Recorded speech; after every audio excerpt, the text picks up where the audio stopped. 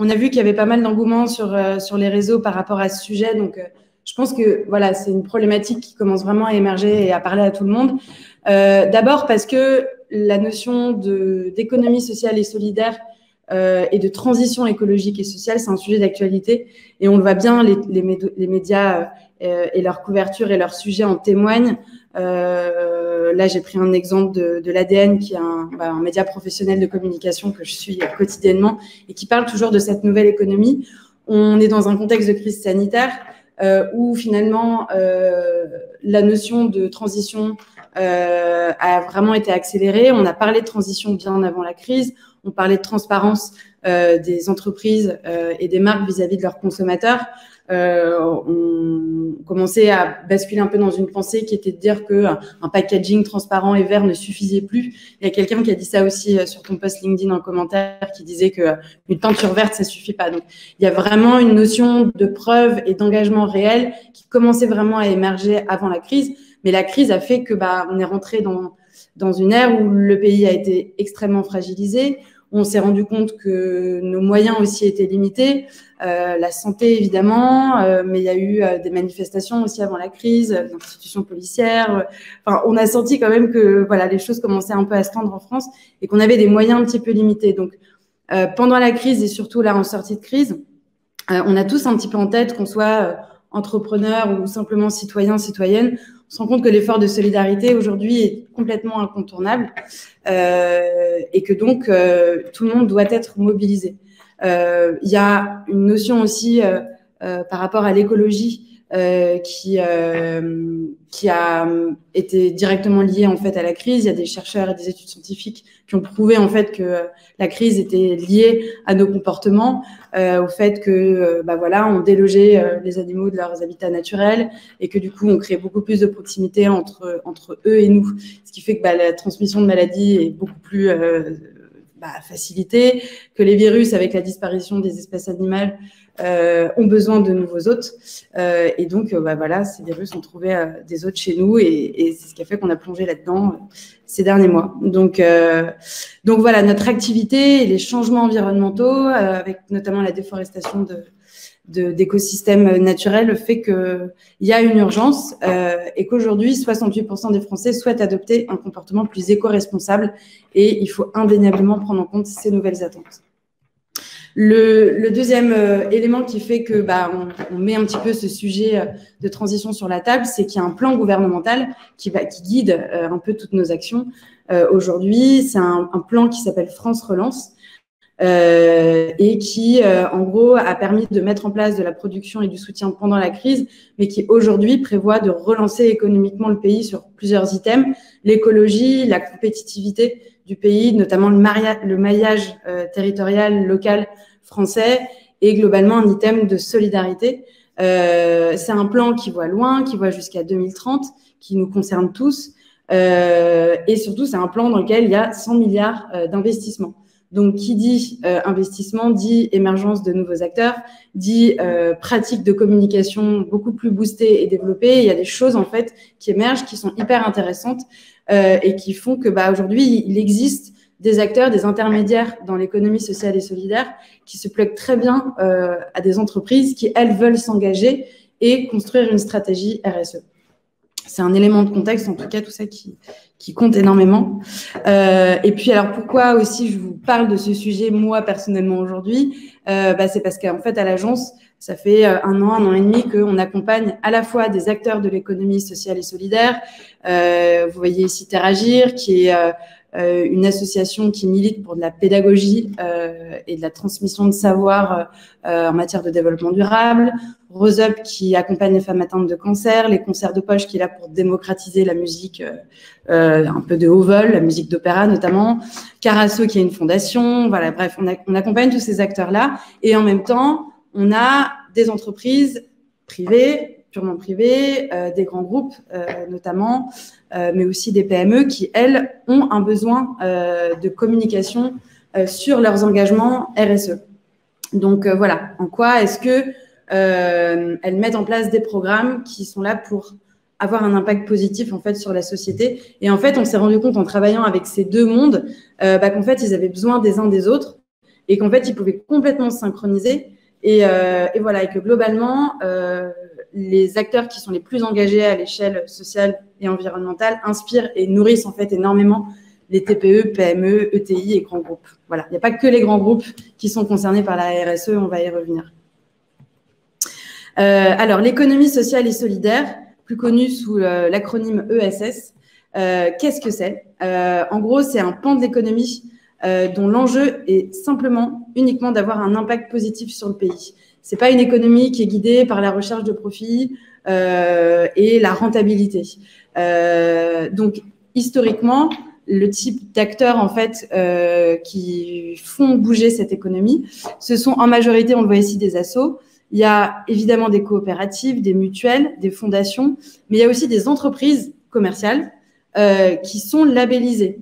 C'est-à-dire, on va le voir, qui en gros peuvent être reconnues d'utilité sociale à partir du moment où leur activité est fondée sur un principe de solidarité et d'utilité sociale, dont la lucrativité est limitée. Donc, en fait, tous ces acteurs-là peuvent intervenir dans plein de secteurs différents. C'est ça qui est passionnant dans cette économie, c'est qu'il y a à la fois de l'action sociale, mais aussi plein d'actions dans le milieu du sport, des loisirs, pour l'intégration. Tout ça, c'est des dynamiques assez fortes. Il y a aussi tout un secteur qui concerne la finance, les produits financiers pour tout simplement financer en fait ces acteurs de l'économie sociale et solidaire qui ne se financent pas sur un actionnariat privé. Les arts, la santé, bref, il y a plein de secteurs qui sont concernés et plein de choses qui sont vraiment très passionnantes à découvrir. Et c'est une économie qui est en croissance et qui même connaît aujourd'hui une croissance historique. Là, on le voit sur cette courbe. La courbe nous indique le nombre d'emplois qu'il y a dans l'économie. Et on est à plus 24% d'emplois, une croissance qui est beaucoup plus forte que dans le secteur privé. À mon sens, il y a plusieurs facteurs combinés qui expliquent cette croissance. D'abord, le fait que cette économie vit par le biais de financement d'entreprises, citoyens, mais aussi d'aide de l'État, d'épargne aussi, d'épargne solidaire. Et là-dessus, voilà, les financements sont de plus en plus nombreux, les aides de l'État, on a vu, sont disponibles. Donc, tout ça participe à la dynamisation du secteur. C'est aussi une économie dans laquelle on prévoit 700 000 départs à la retraite d'ici 2025. Donc, il y a une jeune génération qui est aussi en train de s'emparer de cette économie. Une génération qui est très à l'aise avec le digital, avec les réseaux sociaux et qui donc sait parfaitement comment communiquer pour accroître la notoriété d'un projet et faire bouger les choses en fait. Parce que le but, c'est ça, c'est de faire bouger les choses. C'est toujours ce qui guide les personnes qui travaillent dans cette économie. Il faut savoir que l'économie sociale et solidaire, c'est pas du tout un concept qui est récent. Je vais reprendre mes petites notes pour pas dire de bêtises. L'expression en fait économie sociale, c'est entré dans le droit français en 81. Et en 2000, l'ESS s'est vu avoir son propre secrétariat d'État, ce qui a fait qu'elle a vraiment été reconnue à cette époque comme une économie alternative. Et à cette époque-là, toutes les personnes qui travaillaient justement pour que tout ça soit reconnu et se mette en place, aujourd'hui, ces gens-là ont plutôt l'âge de passer en retraite. Donc, il y a un changement de génération qui permet aussi de bien booster les problématiques de l'ESS. Et puis, globalement, la qualité de vie au travail, c'est une notion qui importe vraiment aujourd'hui et qui peut faire la différence. On parle beaucoup de marque employeur, c'est vraiment devenu un sujet super important.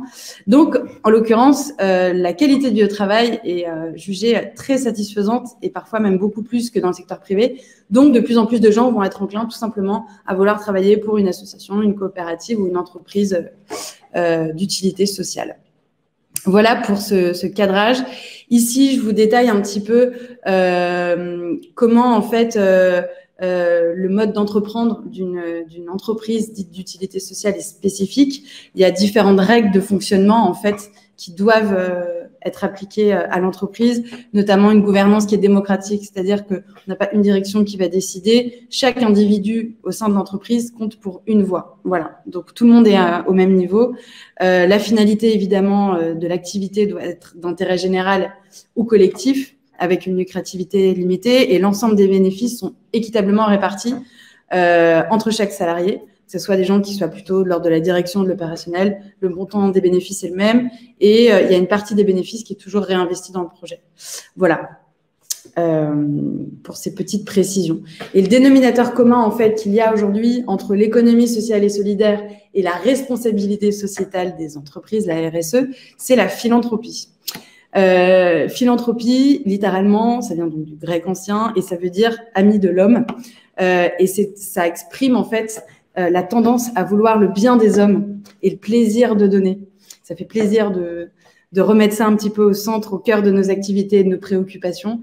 Voilà, ça, c'est quelque chose qui vraiment revient énormément dans nos problématiques de communication depuis que la crise a débarqué dans nos vies en 2020. Les actions philanthropiques expriment tout simplement un comportement éthique envers d'autres êtres humains. Donc, quand on veut aller dans ce sens-là en communication, notre combat, c'est tout simplement d'être plutôt tourné vers l'humain. Et dans le monde des entreprises, ce principe s'applique à la fois à l'interne, avec ses employés, et également à l'externe, avec ses clients, à l'échelle de son marché, et même parfois quand on est un grand groupe de son pays. On peut agir à l'échelle de son pays. Donc, on va voir tout ça. La RSE, en gros, qu'est-ce que c'est et surtout quels sont les écueils à éviter. Je pense que c'est intéressant de parler vraiment de ça aujourd'hui. Beaucoup d'entreprises pensent que la RSE, c'est un facteur de différenciation. En réalité, pas du tout. Aujourd'hui, c'est une attente ferme des consommateurs, on l'a vu. C'est un incontournable pour consommer ou ne pas consommer. Il y a des chiffres assez intéressants que je vous ai mis ici. 78% des Français déclarent être influencés par le caractère responsable d'une marque lors de l'acte d'achat. Donc, c'est vraiment un item sur lequel on prend le temps de se renseigner et sur lesquels les marques, les entreprises doivent communiquer, puisque voilà, il y a une demande. Un consommateur sur deux est prêt à payer plus cher pour une marque qui promet et promeut une éthique responsable, donc c'est pas rien. 57% des consommateurs achètent selon les prises de position d'une marque.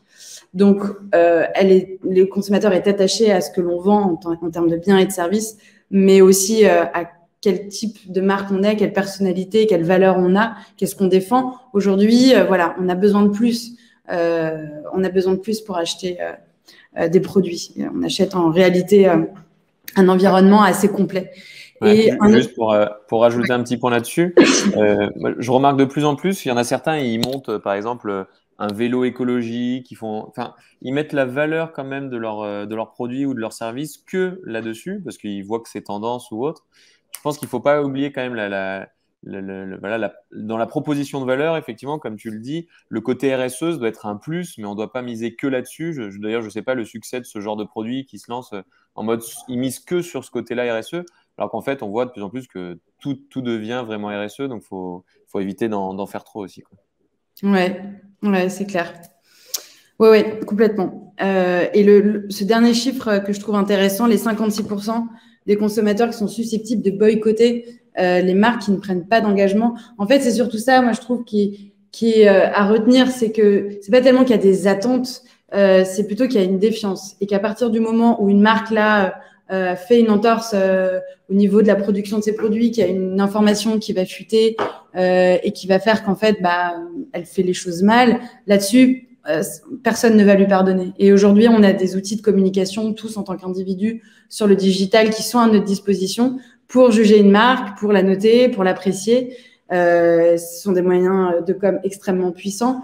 Et du coup, si on fait mal, on peut un petit peu nuire à sa réputation et comment dire, à l'indice d'affinité qu'on va avoir en fait sur le digital, quoi, en tant que marque. Donc, il faut être extrêmement vigilant, en fait. C'est plus ça.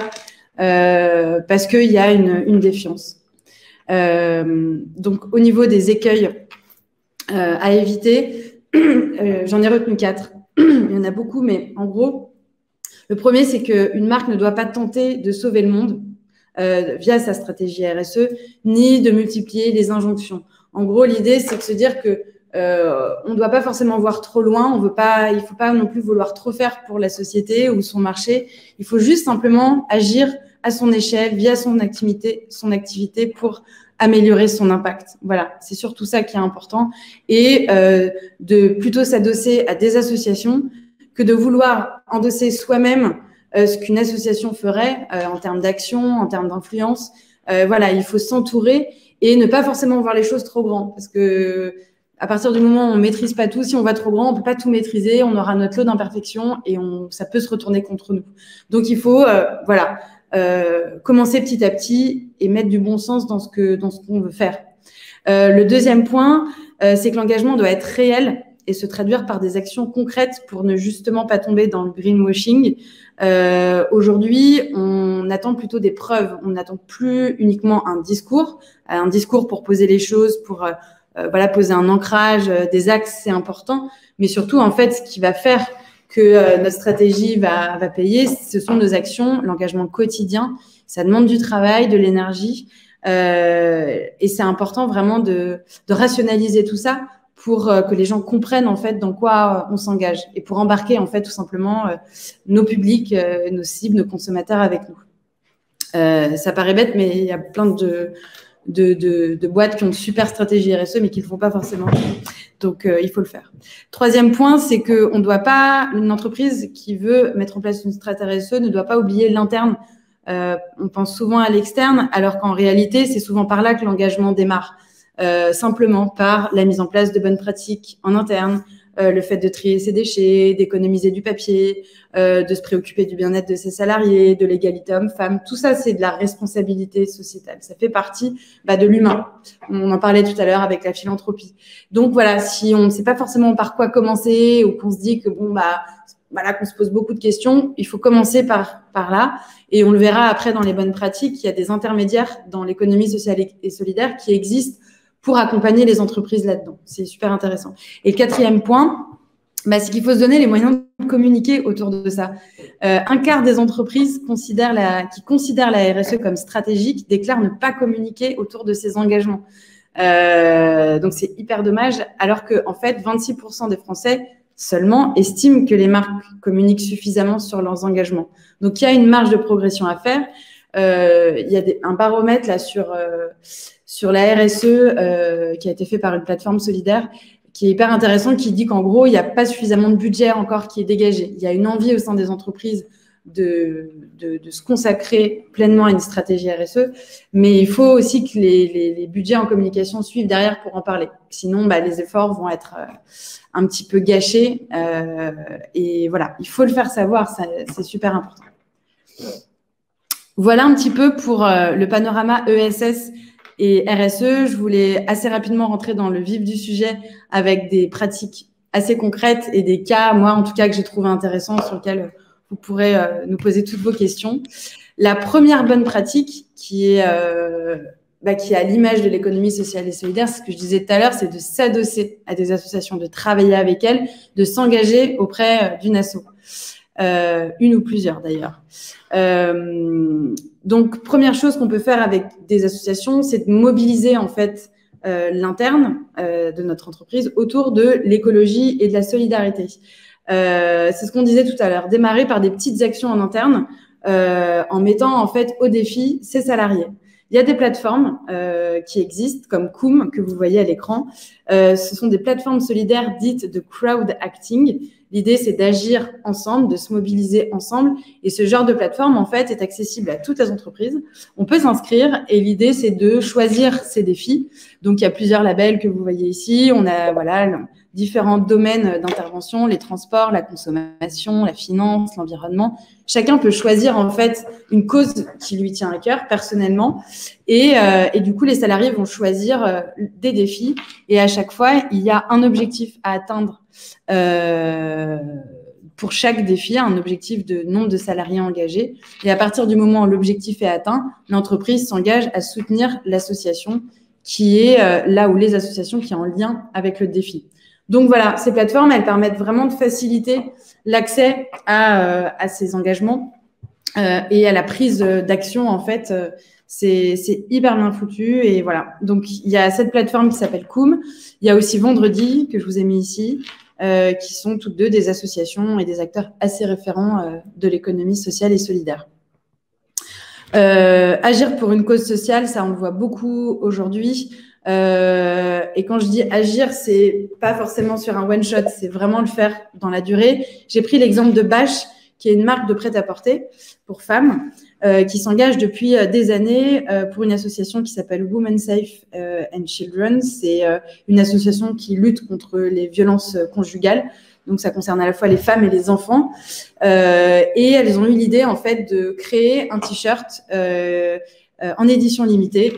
Donc là, on le voit, Florence Foresti le porte. C'est un t-shirt qui n'est mis en vente que via le e-shop de la marque sur une durée limitée. Et c'est intéressant parce que il y a tout un programme, en fait, d'ambassadorship qui va se mettre en place sur ce genre d'opération typiquement RSE. Là, par exemple, sur Instagram, la marque s'est entourée d'actrices, de comédiennes, de journalistes, de femmes qui ont des communautés qui sont énormément engagées aussi dans cette opération de Bash. C'est un cas, moi, que je trouve hyper simple, en fait.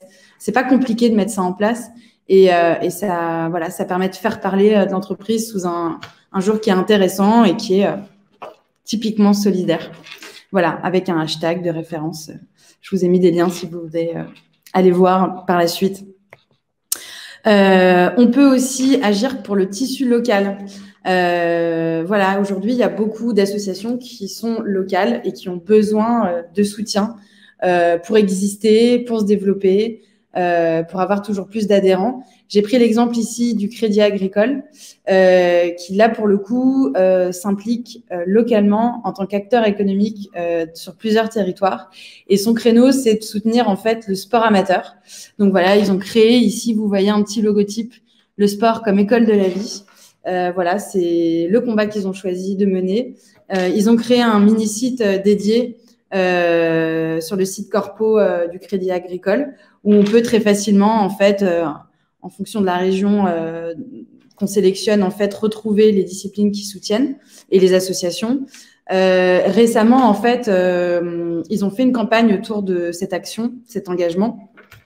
Moi, j'ai vu en tout cas passer une campagne sur Twitter avec un trending topic sponsorisé. Donc, c'est une tendance, en fait, qui va être sponsorisée, donc qui va s'afficher en premier dans la première tendance française qu'on a sur notre compte Twitter. Et il y avait une vidéo de campagne, on va dire en guise de contenu de cette campagne sponsorisée, une vidéo qui a été faite avec un ambassadeur qui est Teddy Riner et qui a décrit, en fait, l'engagement du Crédit Agricole et qui se rallie aux côtés du Crédit Agricole sur cette cause. Donc encore un cas de campagne super intéressant, hyper simple et qui fait l'objet d'un engagement durable et pas forcément opportuniste comme on peut le voir parfois, où le one shot, c'est pas forcément ce qu'il faut choisir. Autre aspect important quand on veut s'adosser à une association, on peut penser à créer un lieu de rendez-vous physique.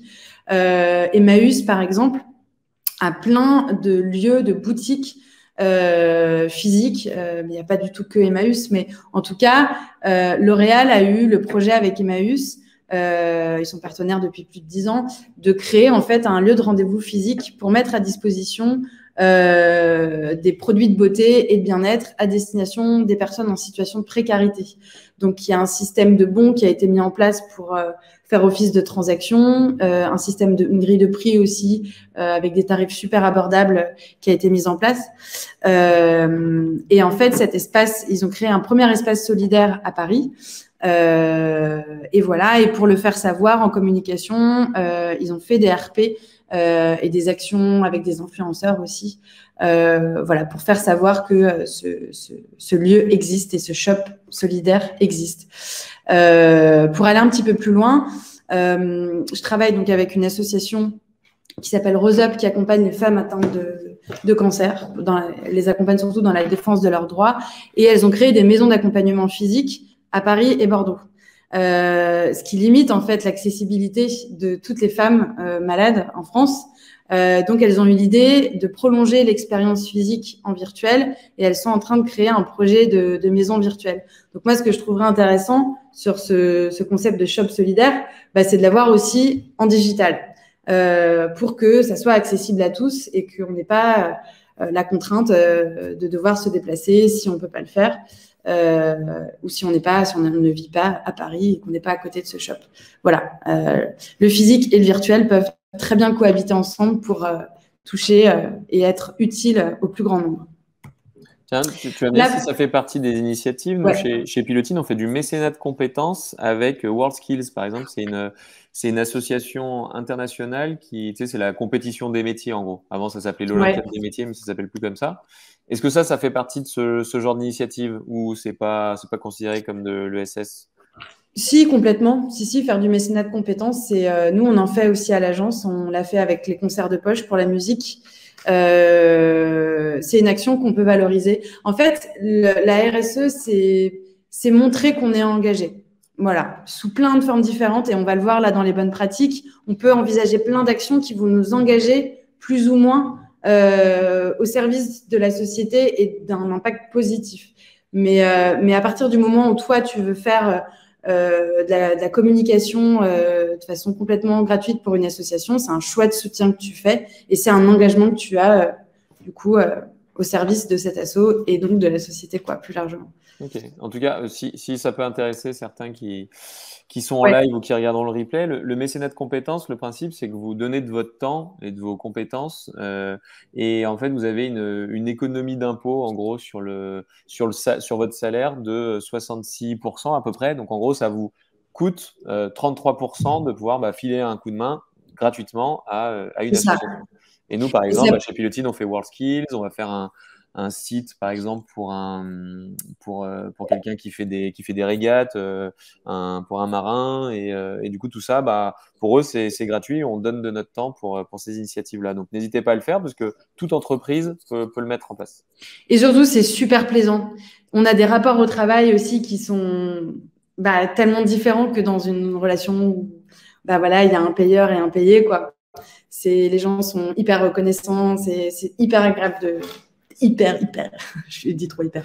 Mais oui, et ce que je voulais préciser aussi, c'est qu'en fait, on peut faire du mécénat de prestations. Alors nous concernant en prestation de communication, à hauteur d'un pourcentage de notre chiffre d'affaires. Si par exemple, on veut faire un site internet qui coûte 10 000 euros, il faut juste s'assurer que ça corresponde au pourcentage de chiffre d'affaires de notre entreprise. Je ne sais plus quel est ce pourcentage. Mais voilà. Je vais regarder en attendant, je l'indiquerai dans le chat. Je vais checker l'histoire du pourcentage. Ouais, il y a une valeur en tout cas juste qui est limitée, mais on sait qu'on peut accompagner jusqu'à hauteur de tant d'euros, gratuitement une association. Voilà pour cette première bonne pratique qui concernait la synchronisation entre une entreprise et des associations. Ensuite, la deuxième bonne pratique, c'est vraiment d'adopter cet état d'esprit citoyen et démocratique qu'on retrouve vraiment dans l'économie sociale et solidaire quand il s'agit de nos pratiques RSE. J'ai vu passer des choses intéressantes. L'état d'esprit un petit peu citoyen, c'est d'abord de donner la parole à ses clients. J'ai trouvé ça intéressant. Cette marque vraie qui fait des yaourts a lancé une campagne globale, je crois que c'était l'année dernière, dans le but de comprendre en fait les attentes de ses consommateurs et d'y répondre par de vrais engagements. Donc il y avait un storytelling pour le coup qui était au cordeau et c'était très clair et très juste en termes de ton. Mais au moins, il y avait une vraie démarche avec au programme la mise en ligne de sondages sur Instagram pour connaître beaucoup plus précisément l'avis, la position de ces consommateurs par rapport aux attentes qu'on a en ce qui concerne la production de yaourts industriels, parce que ça reste quand même de l'industriel et de l'agroalimentaire.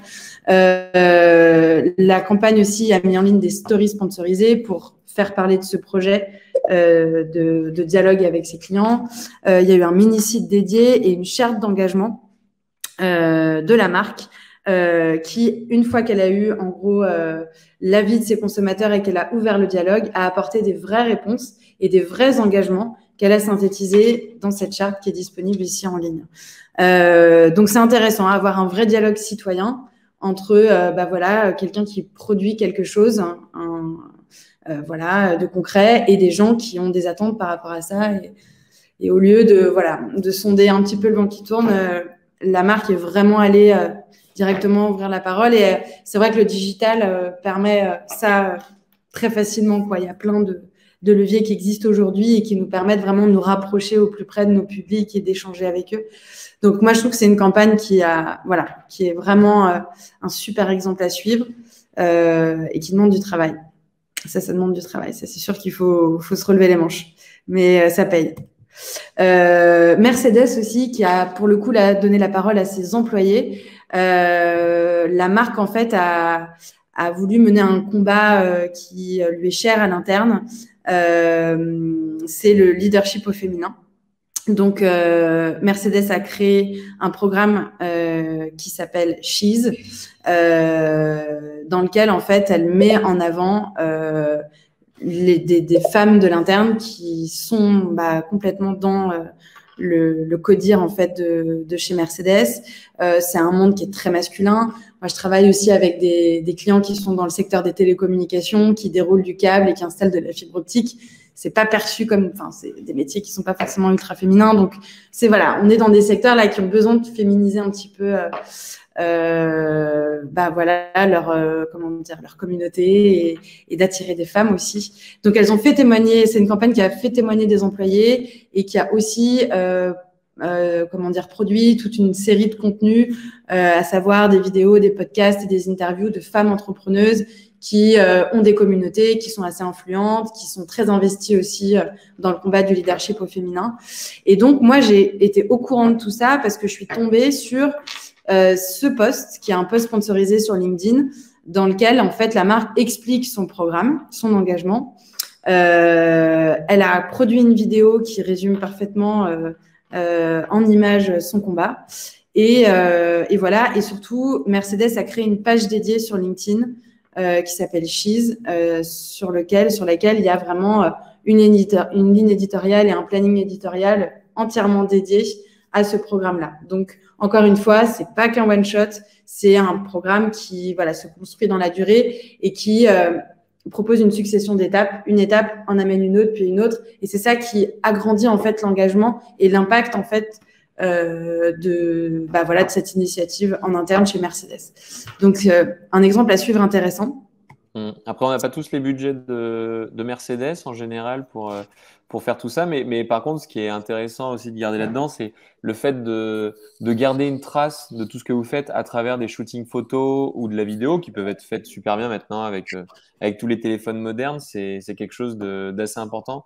Je sais que nous, quand on fait ce genre de choses, on aime bien capter tout ça en vidéo. Ça fait un bon souvenir en interne qu'on peut réutiliser en interne et ça fait toujours des moments sympas à partager. Donc, yes. Sans mettre les moyens de Merco, on peut quand même faire des choses cool. Ouais. Exactement. Mercedes, en fait, là, va payer, a beaucoup investi en médiatisation, mais on n'est pas forcément obligé de mettre 50 000 € en achat média sur LinkedIn. On peut commencer par des enveloppes. Alors, LinkedIn est un peu plus cher que les autres plateformes sociales, mais on peut commencer par un petit billet de 100 € par mois en achat média et puis petit à petit voir comment ça réagit, affiner, et voilà. Et puis, on l'a vu tout à l'heure, la plupart des entreprises qui sont investies en RSE sont des PME. Hein. C'est pas forcément que des grands groupes. Et on verra après aussi pourquoi les grands groupes sont un petit peu compliqués. Parce que l'actionnariat est très présent. Et, enfin bref, on va le voir. Troisième bonne pratique, c'est montrer son énergie militante. Il n'y a pas une organisation de l'économie sociale et solidaire qui n'est pas militante, qui n'a pas envie de faire avancer son combat et on a besoin de résultats et on veut convaincre, on a besoin on doit être militant.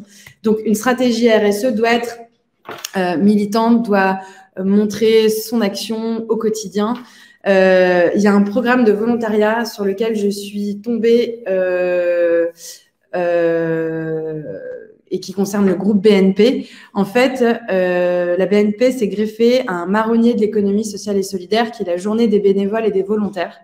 Et à l'occasion de cette journée, elle a lancé une campagne qui s'appelle 1 million Hours to Help.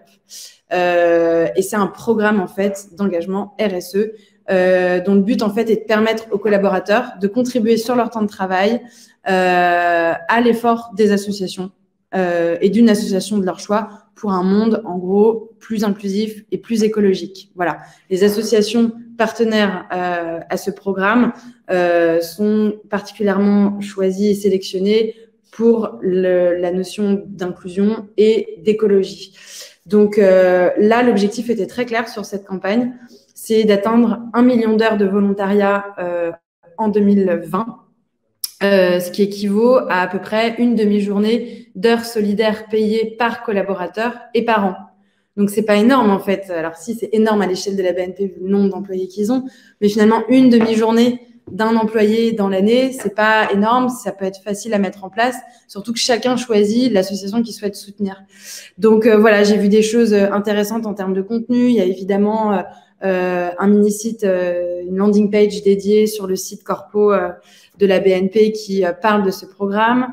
Il y a des contenus aussi sur Twitter qui sont très intéressants, dans lesquels la BNP fait témoigner des employés. Chacun explique pour quel asso ils sont investis, qu'est-ce qu'ils ont fait concrètement, pourquoi tout ça c'est important pour eux, est-ce qu'ils sont fiers en fait d'incarner ce programme et d'en faire partie. Voilà, donc tout ça s'est bien viralisé. Il y a un hashtag dédié aussi qui a été créé pour vraiment référencer ce programme, le retrouver facilement. Donc ça, le volontariat, encore une fois, on n'a pas besoin de s'appeler la BNP. Là, tout de suite, ça prend de l'ampleur parce que c'est toute la BNP dans le monde entier, tous les employés qui se sont engagés. Mais on peut être une PME ou une ETI de 20 salariés et s'engager aussi et mettre à contribution le temps de ses collaborateurs dans le soutien d'une association. C'est un engagement, encore une fois. Et se greffer à un marronnier de l'économie sociale et solidaire, je trouve ça très pertinent en termes de com.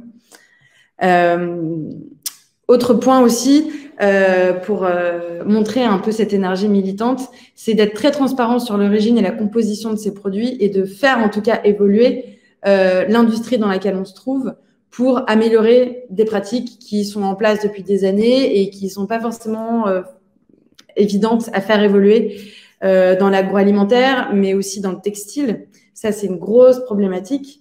La fast fashion ou l'ultra fast fashion, c'est une économie qui fonctionne encore très bien aujourd'hui. Mais en tout cas, il y a vraiment une attente et un devoir de responsabilité qui est très net chez les grandes marques de prêt-à-porter. Ici, j'ai pris en exemple Etam, qui a créé un programme de responsabilité qui s'appelle We Care. Et il faut savoir que la notion la plus fortement associée au concept de RSE pour les consommateurs, c'est justement l'origine et la composition des produits. Donc, c'est un item qui est super important. Et en l'occurrence, Etam prend à cœur de modifier son processus de fabrication, de revoir aussi le mode de production de ses packaging. Elle va repenser aussi ses canaux de distribution. Elle va vraiment en fait intervenir sur différents sujets. Et tous ces engagements sont synthétisés, sont hyper bien expliqués dans une charte qui est téléchargeable sur leur site.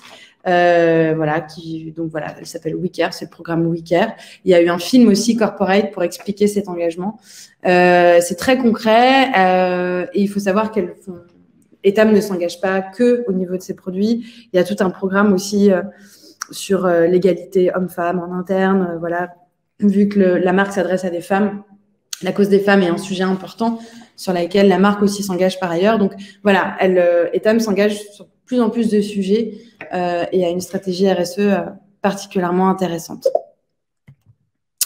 On peut décider aussi, si on est vraiment militant, de prendre le virage de la transition écologique. Et beaucoup d'entreprises, dans ce sens-là, réalisent leur audit carbone. Elles veulent en fait absolument connaître l'impact de leurs activités et de mettre en place un plan pour réduire au maximum leurs émissions de CO2.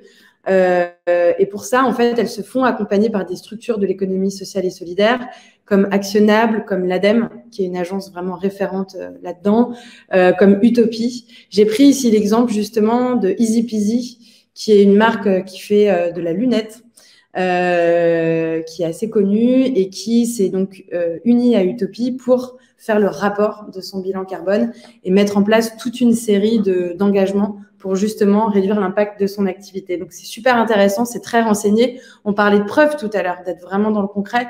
Là, je peux vous dire qu'il y a de quoi être dans le concret, on comprend tout, on apprend énormément de choses. Et du coup, ça nous donne envie d'être aussi un consommateur beaucoup plus responsable. Il y a la régie M6 Pub qui a diffusé un communiqué aussi dans les médias, donc en RP, et sur son site, qui explique aussi sa démarche, qui a une vraie volonté de proposer une offre média beaucoup plus respectueuse de l'environnement, beaucoup moins, gourmande en consommation. Il y a un vrai engagement, que vous pourrez retrouver sur leur site qui est assez détaillé. Donc voilà, de plus en plus d'entreprises font leur bilan carbone. Ça, c'est quelque chose qu'on voit de plus en plus. On peut aussi décider de transformer radicalement le modèle de son entreprise. Donc, vous voyez qu'il y a quand même différentes formes de s'engager. Là, c'est vraiment un engagement de fond et c'est un vrai projet qui se construit sur le long terme et qui fait que on veut adopter un modèle de développement durable. Donc, j'ai pris ici le cas de la perma-entreprise.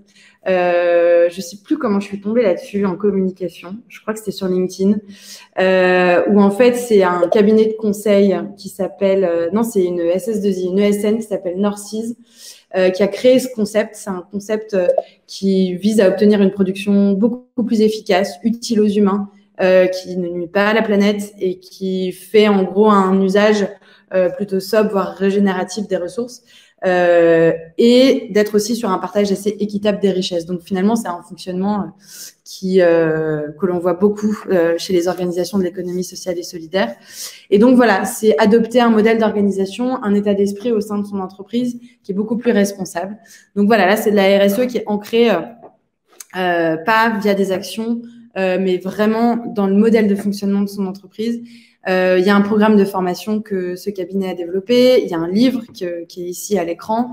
Il y a toute une série d'outils de communication que ce cabinet a imaginé pour faire connaître ce modèle inspiré de la permaculture. Voilà. En tout cas, dans le chat, dans les participants, il y a Alexa qui recommande vivement aussi ce livre, apparemment, qui est sur son bureau actuellement. Alors, je ne sais pas si Alexa, tu l'as terminé. Et elle racontait, parce que là, depuis tout à l'heure, tu dis aussi régulièrement que tu vois tu vois ces initiatives sur LinkedIn ou autre, et il se passe beaucoup de choses sur LinkedIn, effectivement. Du coup, Alexa, avec sa boîte qui s'appelle Bonagive, aussi, elle communique régulièrement sur ces questions sur LinkedIn. Et apparemment, c'est les posts qui fonctionnent le mieux. Donc comme quoi, en faisant les choses bien, on se donne aussi de la visibilité. Donc ça, c'est-à-dire que LinkedIn, c'est vrai que c'est un réseau qui rassemble tous les professionnels du monde entier et ce sont les entrepreneurs qui sont décisionnaires. Une énergie militante, on parle de ça dans cette bonne pratique, l'état d'esprit solidaire, ça appartient qu'aux êtres humains. Donc c'est vrai que c'est souvent sur ce type de plateforme que on va pouvoir faire passer des messages à des êtres humains qui ont envie de s'engager et voilà. Et d'ailleurs, il y a beaucoup d'entrepreneurs solidaires qui sont intéressants. On parlait de la jeune génération. Je voulais citer Eva Sadoun tout à l'heure, mais j'ai oublié de faire. Vous pouvez aller la suivre. Elle a co-créé, je sais pas, au moins 5 ou 10 projets dans l'économie sociale et solidaire. Son but, c'est vraiment de faire avancer la transition. Elle a été super contente quand Macron a parlé du plan relance là en juillet 2020 au sortir du premier confinement. Eva Sadoun qui imagine énormément de choses et d'outils pour vraiment pour améliorer notre impact à tous, qu'on soit citoyen, entreprise, collectivité, peu importe qui on est. Bref, parenthèse fermée. Autre degré d'engagement, alors là c'est même plus son modèle de fonctionnement, on va dire, ou de développement, c'est sa raison d'être.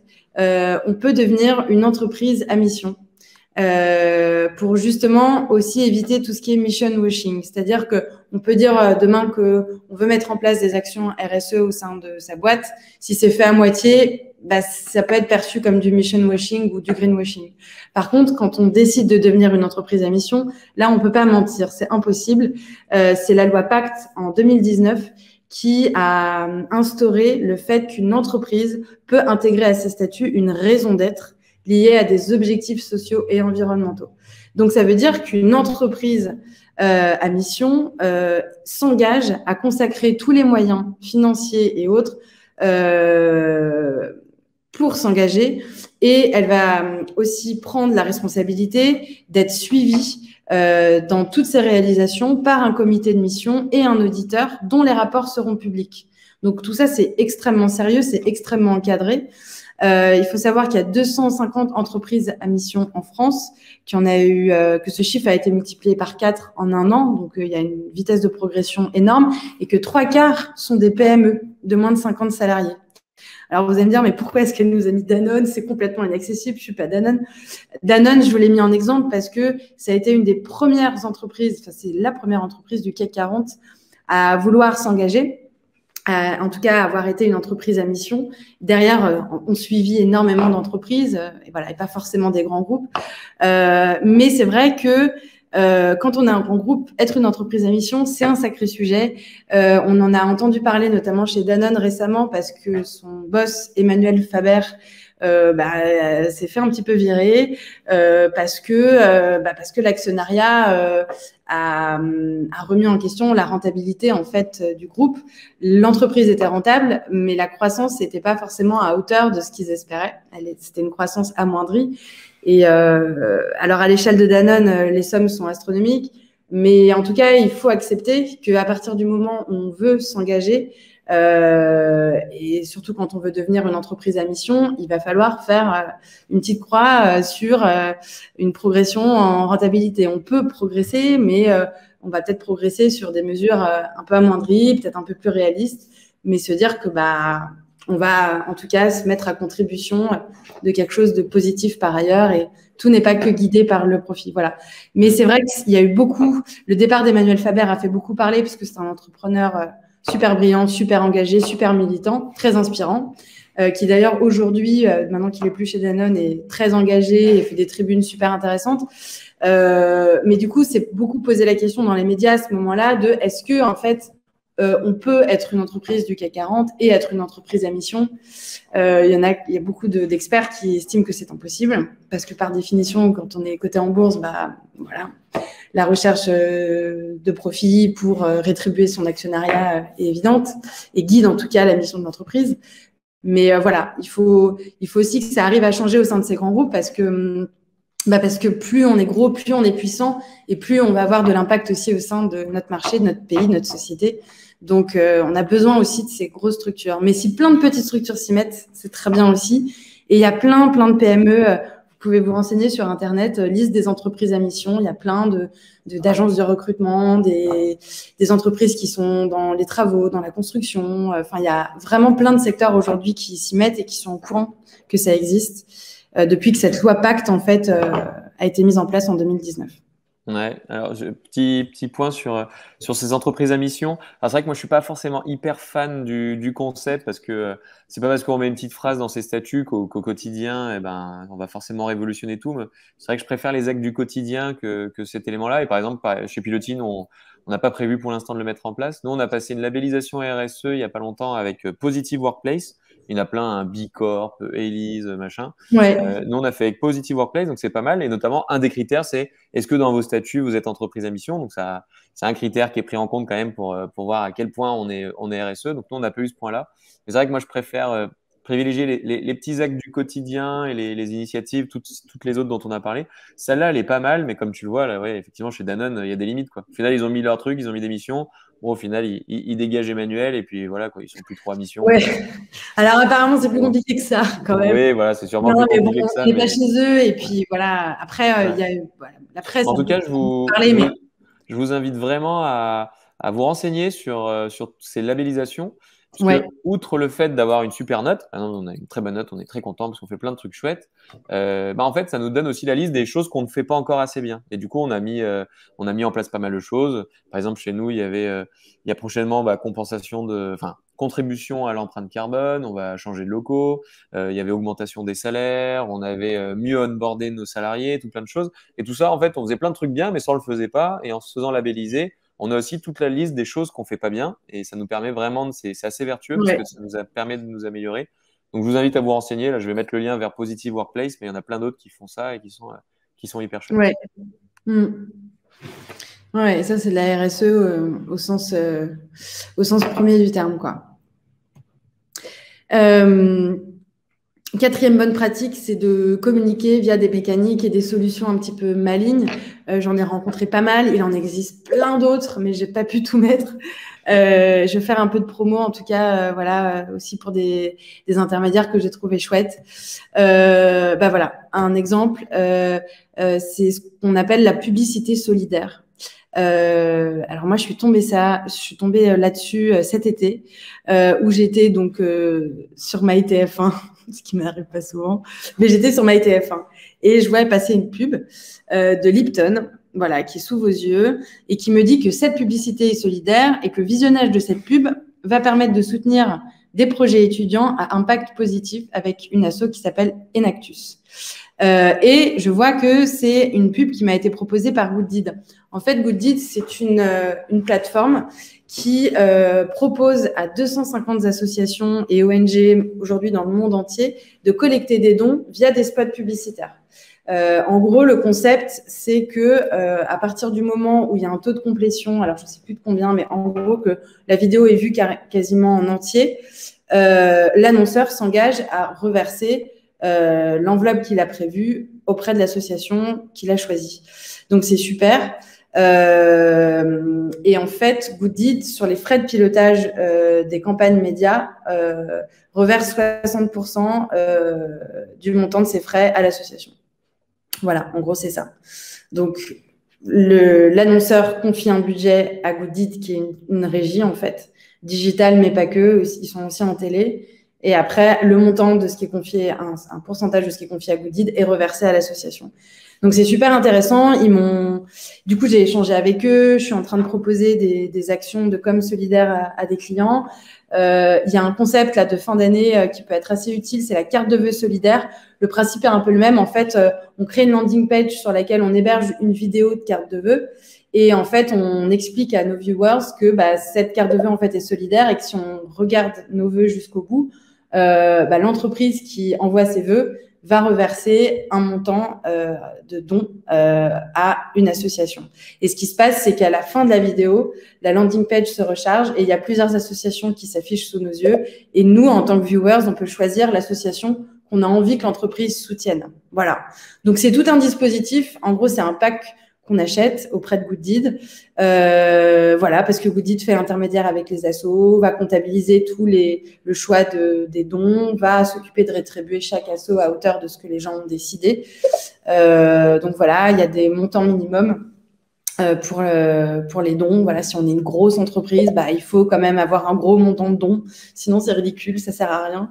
Et puis surtout, voilà, le but c'est de créer de l'impact, hein, donc il faut des beaux budgets, il faut vraiment, si vous bossez dans la communication, dans le conseil, il faut vraiment pousser vos clients pour qu'ils mettent le paquet et voilà, et qu'ils s'engagent vraiment, surtout pour des vœux de fin d'année, c'est l'occasion de marquer le coup.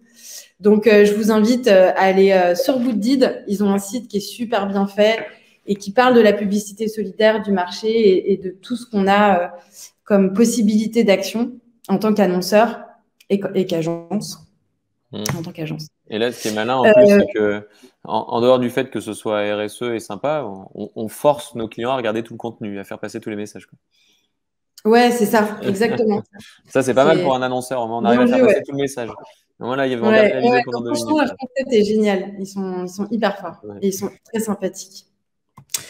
On peut aussi faire de la gamification et des ateliers pédagogiques pour faire savoir ou engager en tout cas des publics dans notre démarche RSE.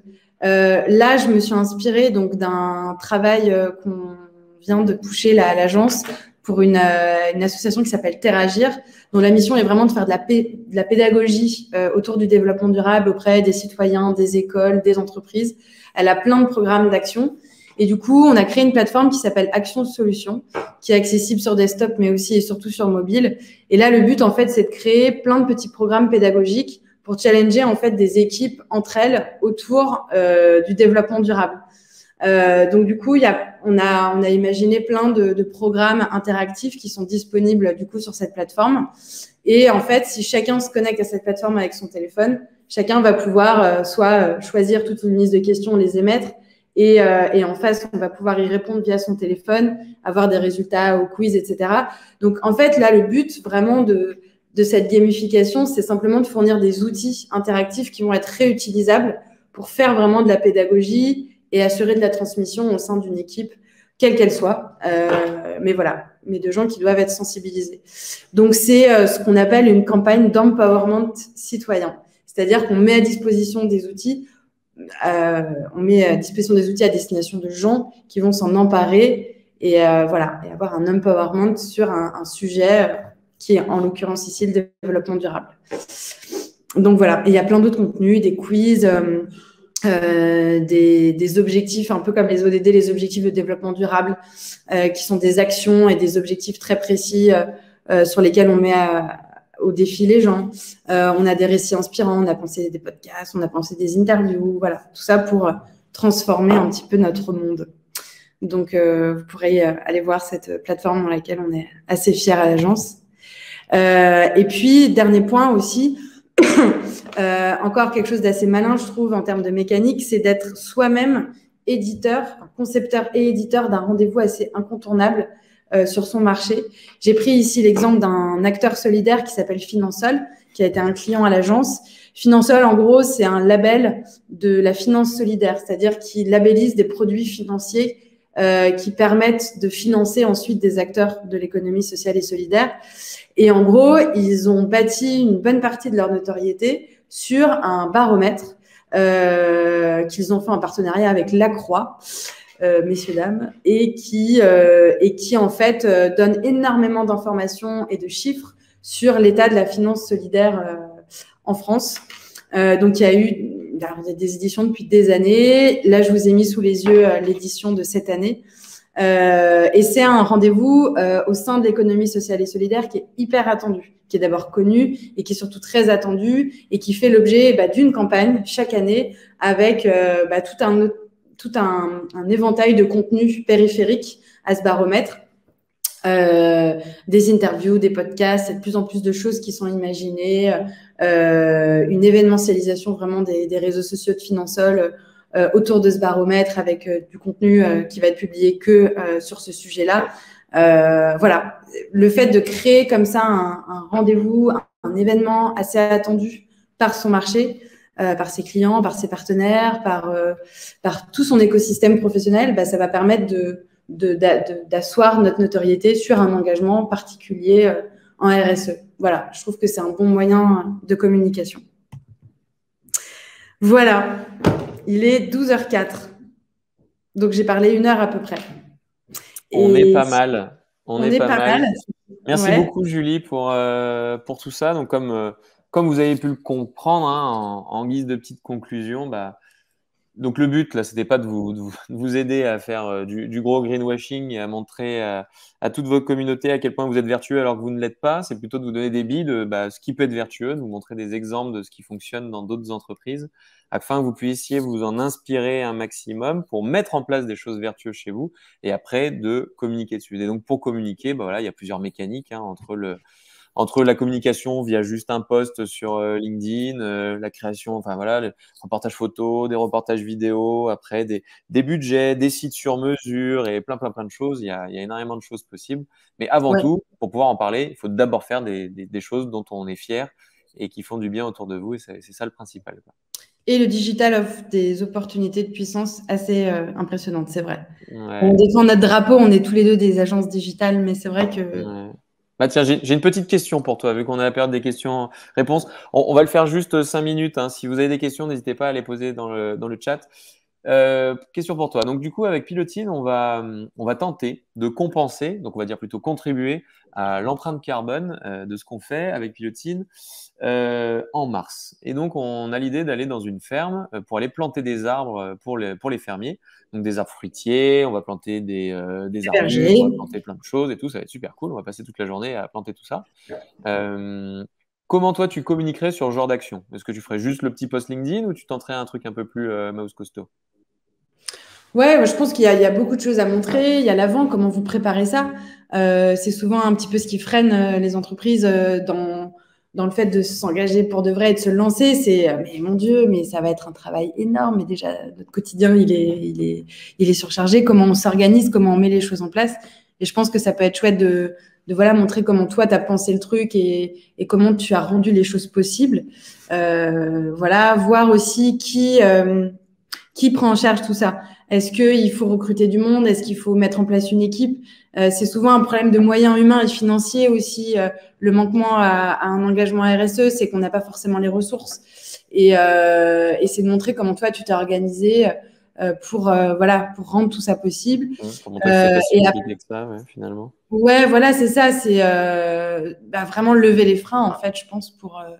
faut que ton cas serve d'exemple et inspire et pousse aussi d'autres gens à s'engager comme vous.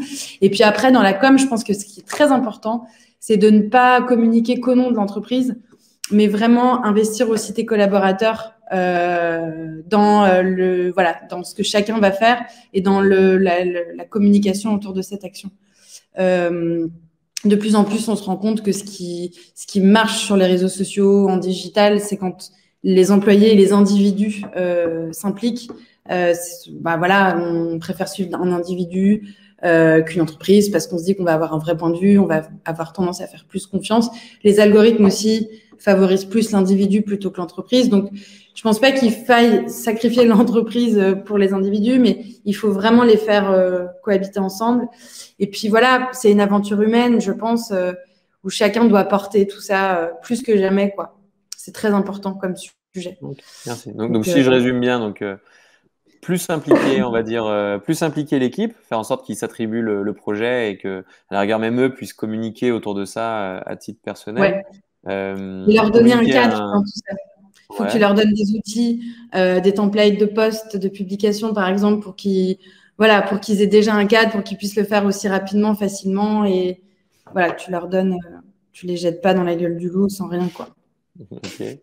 Donc on a ça, on a aussi donc du coup communiquer un peu en amont. Voilà, on a préparé, donner les tuyaux qu'on a eu parce que par exemple nous on a galéré à savoir comment faire. Et d'ailleurs c'est pas encore totalement bouclé, mais est-ce qu'on donne juste des sous à des gens qui vont faire une forêt en Amazonie, on n'en entendra jamais parler? Est-ce qu'on va nous-mêmes planter? Donc du coup faut prendre contact avec les fermiers, avec des exploitations qui ont ce besoin-là. Faut financer après les arbres, faut aller les planter. Donc un peu l'organisation de tout ça. Et c'est toi qui en charge de tout ça? Pardon?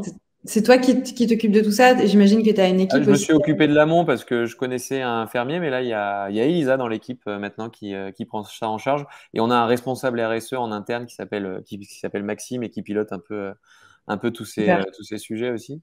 Okay. Et après, sur place, du coup, prendre un maximum de photos, faire la petite vidéo qui va bien afin de garder une trace et pouvoir diffuser tout ça à la fin, je pense, pour valoriser un peu ce qu'on a fait et surtout garder une trace pour les équipes. C'est plus ça, moi, je trouve, qui est le plus important. Et par exemple, on a une petite idée à voir si ça peut être utile. C'est en fait pour tous nos clients maintenant, tous les nouveaux clients et tous les anciens, on va leur demander chaque année qu'ils puissent voter pour l'action que nous on met en place. Parce que c'est vrai qu'en soi on peut donner des sous à Surfride, à machin, à bidule, à plein de fondations. Et nous on va essayer tous les ans de réaliser peut-être 3 actions comme ça, on va dire vertueuses. Et en fait, on va demander à nos clients effectivement de voter pour l'action que nous-mêmes on va pouvoir mettre en place en interne afin qu'ils puissent contribuer avec nous. Donc, tu avais raison aussi, impliquer un maximum les prospects et les clients à vos propres actions, ça peut être pas mal. C'est vrai que j'ai vachement pris des exemples B2C dans le webinaire, mais en B2B, c'est valable, hein, c'est-à-dire nos clients, nos employés, c'est fondamental. Merci beaucoup, Julien.